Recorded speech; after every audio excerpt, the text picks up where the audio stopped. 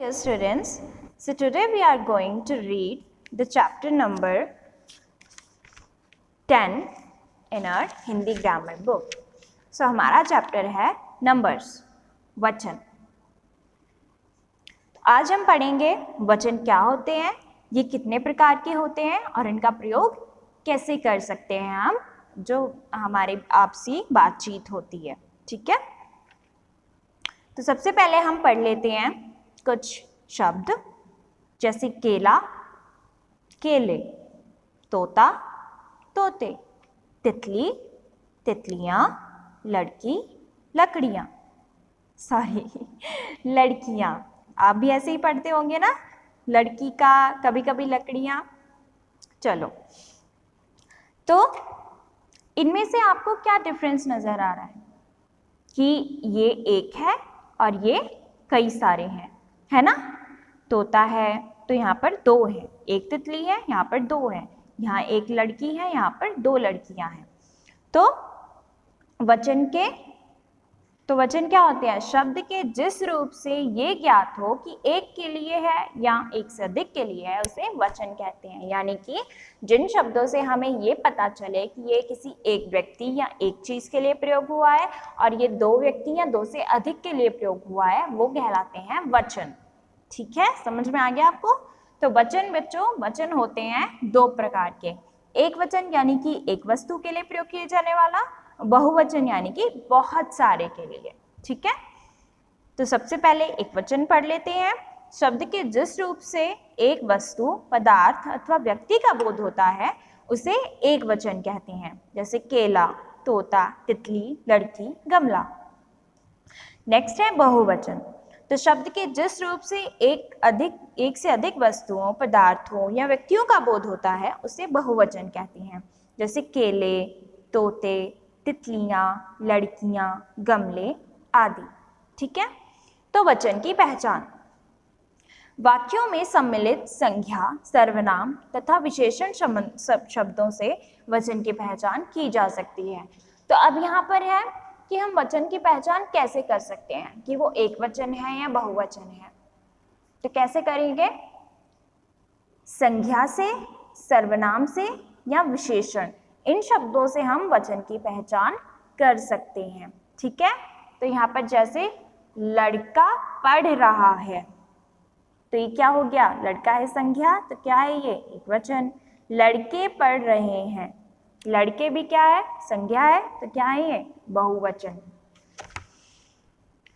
सुमन ने कमीज खरीदी, तो यहाँ पर क्या है? कमीज, संज्ञा, एक वचन. सुमन ने कमीजें खरीदी, तो यहाँ पर कमीज संज्ञा है और ये क्या हो गया? कमीजें, तो बहुवचन हो गया. तो इसी प्रकार क्रिया से भी वचन की पहचान हो सकती है. जैसे शेर सो रहा है, सो रहा है, तो ये क्या हो गया? एक वचन पता चल रहा है, रहा है ना. रहे हैं, बहुवचन. चलता है, एक वचन. चलते हैं, बहुवचन. उड़ता है, एक वचन. उड़ते हैं, बहुवचन. अब यहाँ पर देखो शब्द सेम, जो संज्ञा है वो एक ही शब्द का इस्तेमाल हुआ है, लेकिन हमें क्रिया से पता चल रहा है कि वो एक वचन है या बहुवचन है. शेर सो रहा है, शेर सो रहे हैं. हाथी चलता है, हाथी चलते हैं. तो यहाँ पर संज्ञा से तो नहीं पता चल रहा ना हमें कि वो एक वचन है या बहुवचन. किससे पता चल रहा है? उसकी क्रिया से. चलते हैं, उड़ते हैं, है ना. आगे है कुछ शब्द सदैव एक वचन में प्रयोग होते हैं. जैसे दूध, पानी, सोना, जनता, घी, सत्य, बालू, झूठ, आकाश आदि. तो बच्चों जैसे हमने पिछले चैप्टर में किया था लिंग का, कि कुछ नित्य पुल्लिंग होते हैं, कुछ नित्य स्त्रीलिंग होते हैं, है ना. तो उसी तरह से वचन में भी कुछ शब्द ऐसे होते हैं जो सिर्फ एक वचन में ही प्रयोग किए जाते हैं और कुछ शब्द ऐसे होते हैं जो सिर्फ बहुवचन के लिए प्रयोग किए जाते हैं. जैसे दूध, पानी, सोना, जनता, घी, सत्य, ये जो सारे शब्द हैं ये हमेशा एक वचन में आते हैं. ठीक है, खूब पानी बरसा, हमारा घी शुद्ध है, चाहे घी कितना ही हो, बहुत सारा चाहे क्यों ना हो, लेकिन वो हमेशा एक वचन में ही आएगा, हमारा घी शुद्ध है। बच्चे बालू पर खेल रहे हैं, बालू यानी कि रेत। सारा आकाश स्वच्छ है। अब उसी तरह कुछ शब्द ऐसे होते हैं जो हमेशा बहुवचन माने जाते हैं, जैसे प्राण, उसके प्राण निकल गए। आंसू, उसकी आंखों में आंसू आ गए। आंसू तो बहुत सारे भी हो सकते हैं, थोड़े भी हो सकते हैं। मैंने हस्ताक्षर किए, अब हस्ताक्षर मैं एक भी कर सकती हूँ, मैं बहुत सारे भी हस्ताक्षर कर सकती हूँ, लेकिन रहेंगे तो वो हस्ताक्षर ही है ना। हस्ताक्षरी या हस्ताक्षरियाँ ऐसे तो नहीं बोलेंगे ना हम। अब दर्शन हो गया, आपके दर्शन दुर्लभ है। अब दर्शन यानी कि देखना, हम कई बार देख सकते हैं उनको, है ना। एक तो नहीं है कि एक बार ही देखेंगे, तो ये बहुवचन के लिए प्रयोग किए जाते हैं। ठीक है बच्चों, तो एक वचन, वचन क्या होते हैं जिनसे हमें एक वचन या बहुवचन का बोध होता है कि वो चीज एक है या अनेक है। एक वचन के दो भेद होते हैं, एक वचन, बहुवचन। ठीक है, और कुछ शब्द ऐसे होते हैं जो सदैव एक वचन होते हैं, और कुछ शब्द ऐसे होते हैं जो सदैव बहुवचन होते हैं। ठीक है, तो आइए अब हम इसका अभ्यास कर लेते हैं। सबसे पहले बहुविकल्पीय प्रश्न। वचन क्या होते हैं? तो एक या अनेक का बोध कराने वाले शब्द वचन कहलाते हैं। दूसरा, किस शब्द का प्रयोग सदा एक वचन में होता है? तो जनता का प्रयोग एक वचन में होता है। किस शब्द का प्रयोग सदा बहुवचन में होता है? दर्शन। गुरु का बहुवचन है गुरुजन। शुद्ध बहुवचन रूप है दवाइयाँ, या, ठीक है, दवाइयाँ नहीं, दवाइयाँ। आगे है, वाक्यों में आए बहुवचन शब्दों को सामने लिखिए। तो यहाँ पर है बंदरों ने परेशान कर रखा है, तो क्या है बहुवचन? बंदरों। चाचा जी खिलौने लाए हैं, खिलौने। वह भैंसे चरा रहा है, भैंसे। आसमान में पतंगे उड़ रही हैं, पतंगे। उसने जूते उधर रखे हैं, जूते। ठीक है, अब हम आगे करेंगे एक वचन रूप।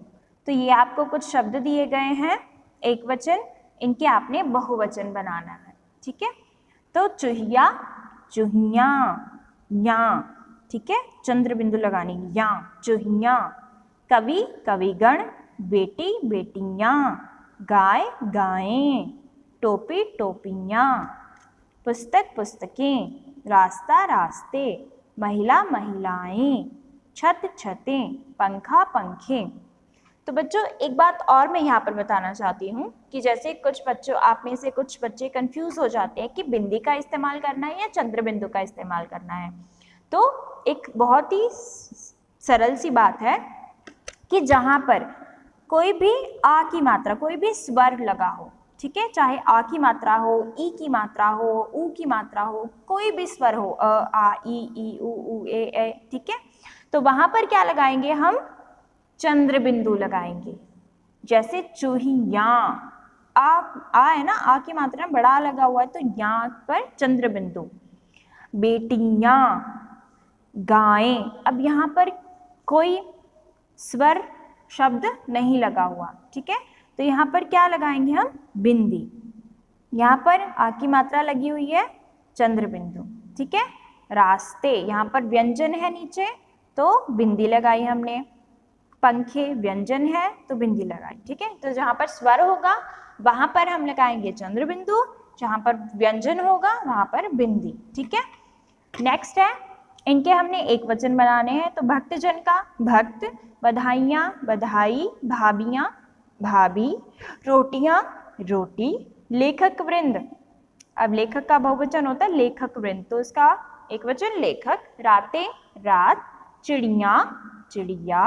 सीढ़ियां, सीढ़ी। ठीक है, अब आगे है खाली शब्दों में सही शब्द चुनकर लिखिए। तो राजू ने नई पुस्तक खरीदी। ईला शर्मा का बस्ता सुंदर है। कुछ कन्याएं जा रही हैं। ठीक है, और इस बात का भी ध्यान रखना है, एक और बात, कि अगर एक होता है, ठीक है, और एक होता है हैं, बिंदी लगती है जिसके पीछे, तो जिसके पीछे बच्चों हम बिंदी लगती है वो हमेशा बहुवचन होता है, और जिसके पीछे बिंदी नहीं लगती है वो हमेशा एक वचन होता है। वह सुंदर है, एक वचन। कन्याएं जा रही हैं, बिंदी है ना यहाँ पे, हैं, एक होता है हैं, ठीक है। तो हैं होता है बहुवचन और है होता है एक वचन। तालाब में बहुत सारी मछलियां हैं, पेड़ के नीचे कई भैंसें बैठी हैं, ठीक है बच्चों। तो ये थी हमारे अभ्यास कार्य, एक्सरसाइज। तो अच्छे से इसको पढ़ना, चैप्टर को दोबारा से, और खुद एक्सरसाइज करने की कोशिश भी करना, ठीक है। सो स्टूडेंट्स, ये था हमारा चैप्टर वचन। सबको समझ में आ गया? इंटरेस्टिंग चैप्टर था, है ना। इसकी एक्सरसाइज खुद करने की कोशिश करना। Okay students, thank you and have a nice day.